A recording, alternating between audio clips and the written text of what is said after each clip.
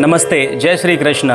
पिछले सेशन में महाराजा दुर्योधन जो मोह का प्रतीक हैं, उन्होंने पांडवों की सेना के कुछ नामों को बताया जो अच्छी क्वालिटी के सिंबॉलिक नेम्स हैं। मैंने पूरा डिस्कस किया था पिछले सेशन में और ये उम्मीद करता हूँ कि आपने उन पर अच्छा चिंतन किया होगा।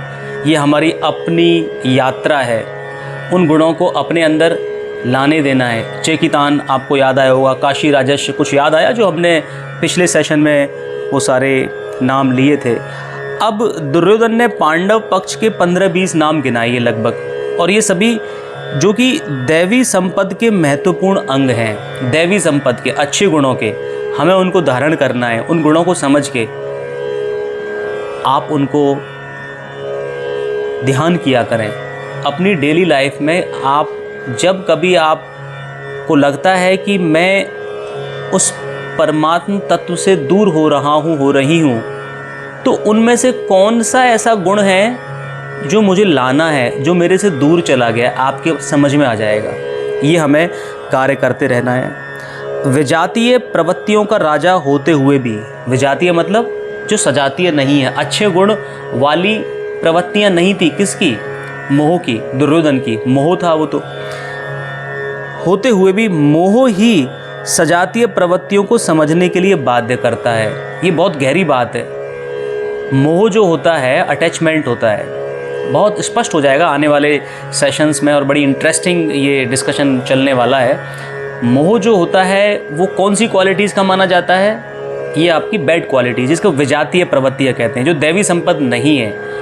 ये होते हुए भी, और उनका राजा होता है ये विजातीय प्रवृत्तियों का राजा है कौन?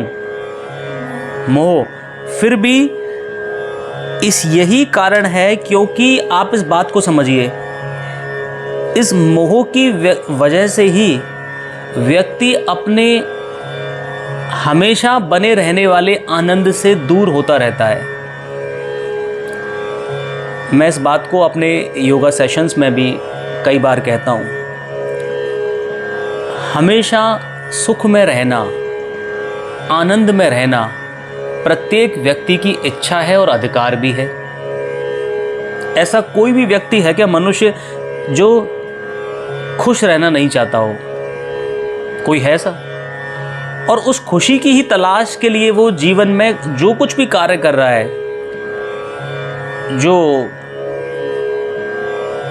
एक बहुत सम्मानजनक व्यक्ति हो इस संसार में, या कोई मोस्ट वांटेड, या मतलब जो सम्मानजनक ना हो वो भी हो, ये बात निश्चित है कि दोनों ही या कोई भी व्यक्ति इस संसार का हैप्पीनेस चाहता है। ये कॉमन बात है। अच्छे और बुरे सभी व्यक्तियों में ये कॉमन बात है। अनकॉमन बात क्या है?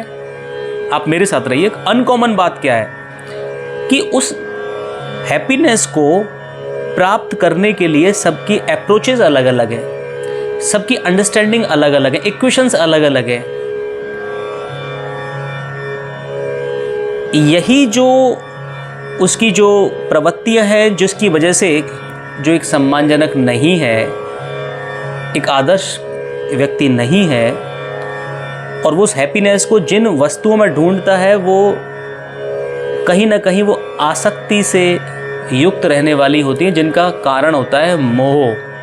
लेकिन ये बात भी सत्य है कि वो जिन वस्तुओं में वो हैप्पीनेस ढूंढ रहा है, वो हैप्पीनेस मिल भी जाती है, लेकिन वो परमानेंट नहीं होती है। और परमानेंट नहीं होने की वजह से वो कुछ समय के लिए मिलती है हैप्पीनेस। आप मेरी बात समझिए, वो हैप्पीनेस कुछ समय के लिए मिलती है।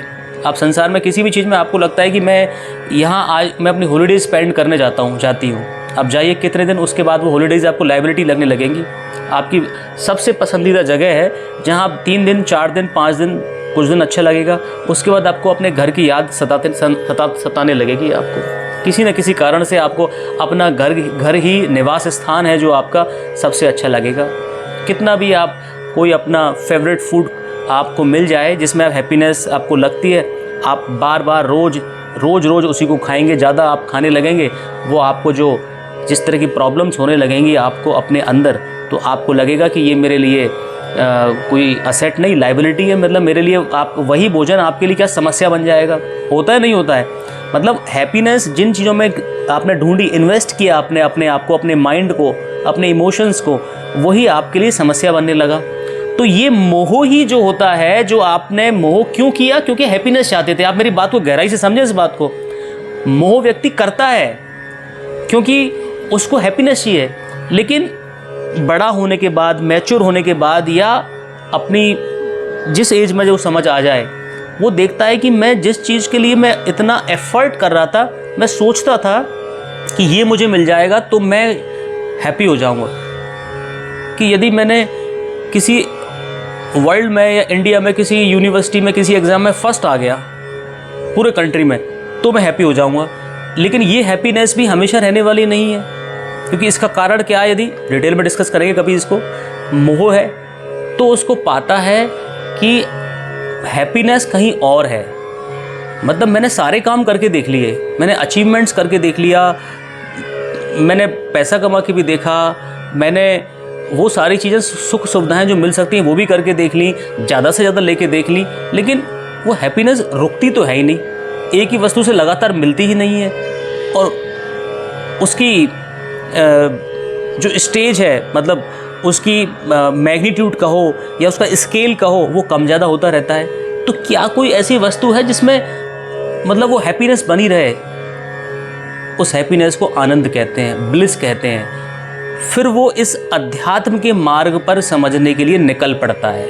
और ये विश्व में जितने भी ऐसे जो लोग रहे हैं, जिन्होंने खोज करनी चाहिए, जो चाहते हैं कि मैं चाहता हूँ कभी ना मिटने वाला सुख, जिसको ब्लिस कहते हैं, वो आनंद मुझे मिले, वो इस मार्ग पर चल पड़ता है। तो इसका मतलब क्या प्रूव हो गया? ये मोह विजातीय प्रवृत्तियों का राजा होते हुए भी यही सजातीय प्रवृत्तियों को समझने के लिए बाध्य करता है। अच्छी प्रवृत्तियाँ क्या हैं जिनकी वजह से ये मोह मेरा जो आज मुझे वो हैप्पीनेस नहीं दे पा रहा है, वो क्या चीज़ें हैं जो हैप्पीनेस मुझे परमानेंट दे सकती हैं? तो दुर्योधन ने अभी तो बताए अब उनके पक्षों के नाम से, जो सजातीय प्रवृत्तियों के नाम। अब वो अपनी पक्ष के उन सैनिकों के या शूरवीरों के नाम बताएंगे अगले श्लोक में। इसको हम कल समझेंगे। आज हमने कोई श्लोक लिया ही नहीं है, हमने ये जो छठा श्लोक है और कल जो करेंगे 7वें श्लोक, उनके बीच में ब्रिज का डिस्कशन हमने किया है। नमस्ते, जय श्री कृष्ण।